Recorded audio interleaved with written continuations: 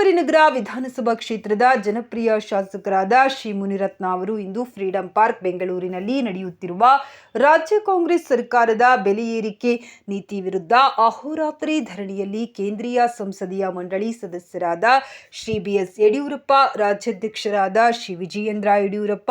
ರಾಜ್ಯ ಸಹ ಉಸ್ತುವಾರಿಗಳಾದ ಡಾಕ್ಟರ್ ಸುಧಾಕರ್ ರೆಡ್ಡಿ, ಪ್ರತಿಪಕ್ಷ ನಾಯಕರಾದ ಶ್ರೀ ಆರ್ ಅಶೋಕ್, ವಿಧಾನ ಪರಿಷತ್ ವಿಪಕ್ಷ ನಾಯಕರಾದ ಶ್ರೀ ಚಲುವಾದಿ ನಾರಾಯಣಸ್ವಾಮಿ, ಶಾಸಕ ಮಿತ್ರರು, ಪರಿಷತ್ ಸದಸ್ಯರು,